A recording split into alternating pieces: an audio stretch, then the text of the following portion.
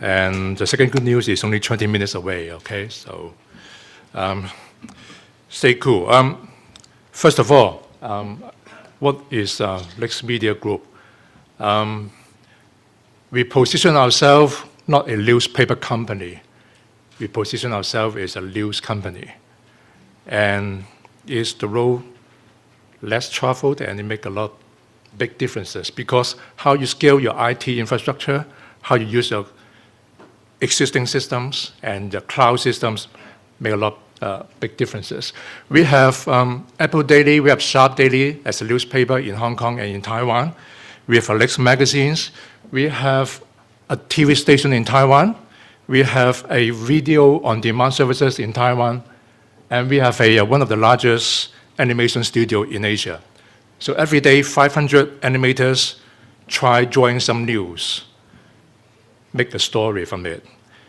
If, say, 2 years ago, if you go to the YouTube, download the Tiger Woods the car got crashed by his wife, that video is actually from Lex Media Animation. Today's theme is about building trust in cloud computing. The way I see it is, trust is actually quite easy to build among us, the IT experts. We know the risk.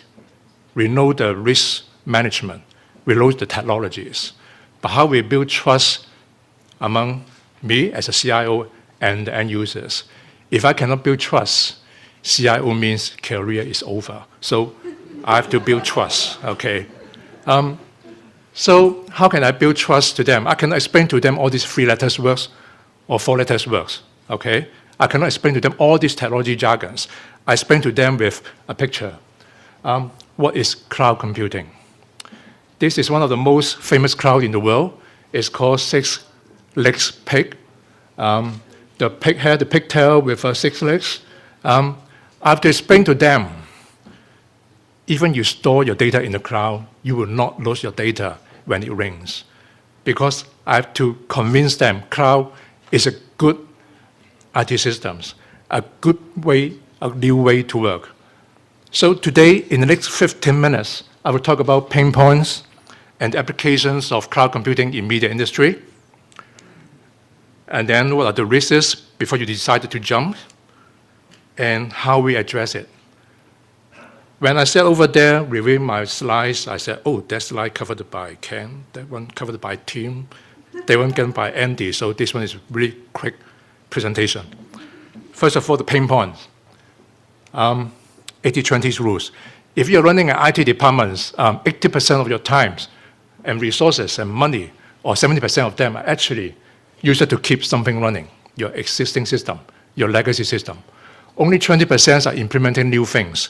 So the very first time, a couple of years ago, when we start the virtualization, actually is not to telling people, I'm going to go into cloud, so I use virtualization. No, it's because of our application or software lifecycle management. Think about it. Every single software maybe have 3 years lifecycle according to the vendor.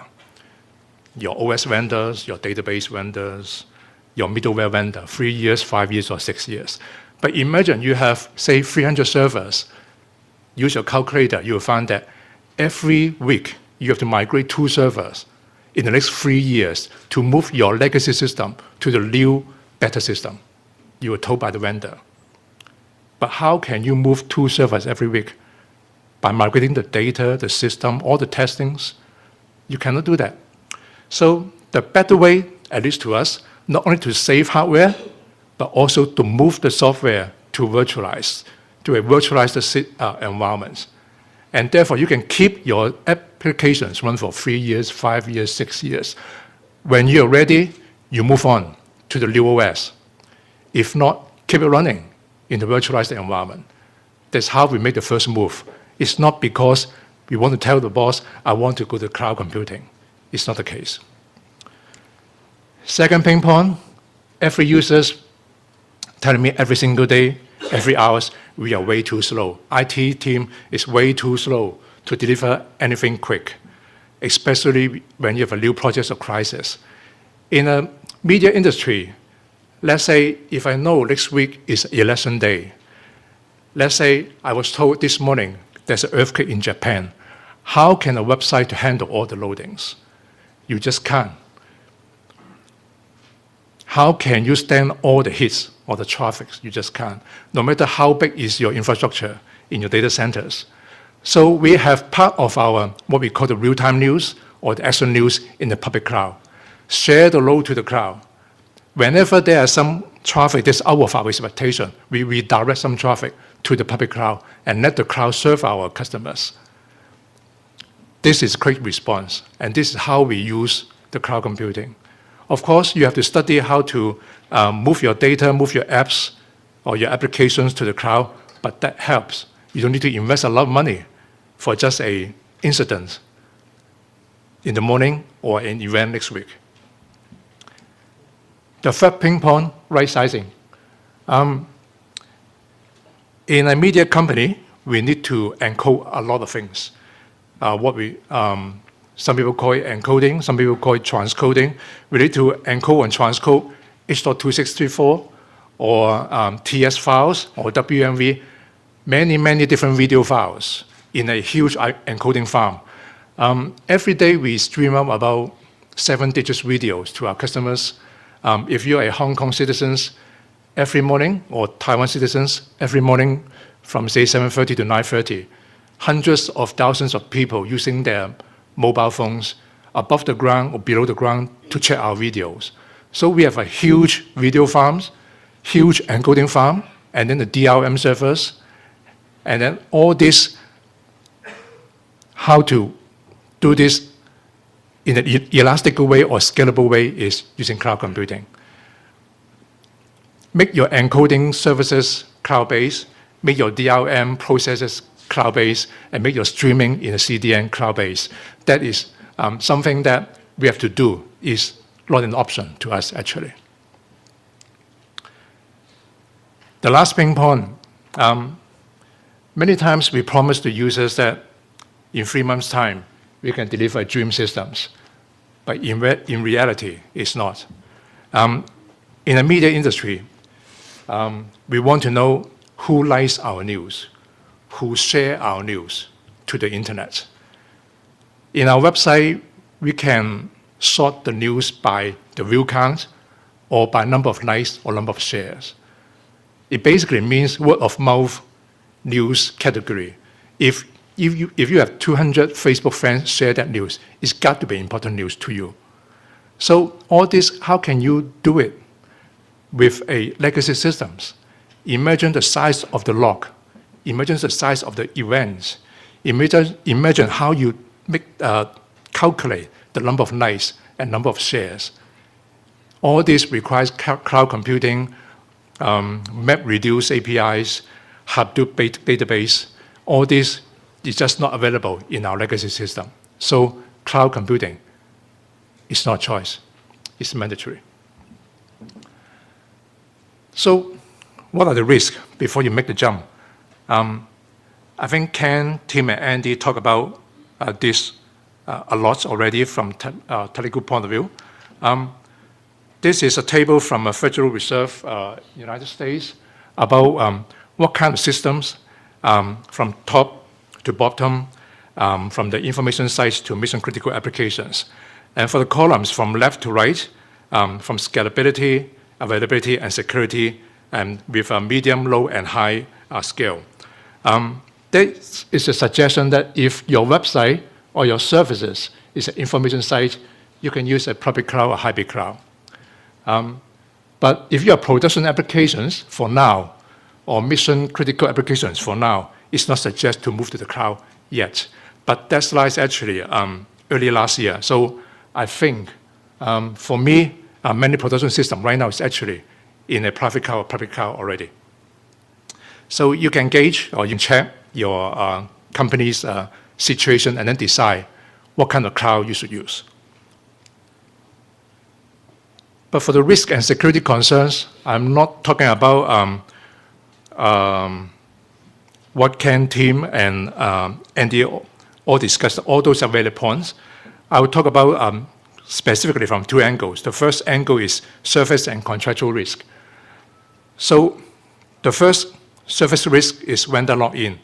Once I joined one cloud services provider, how can I move away from it? How can I port the data, applications, and services from one cloud to the other?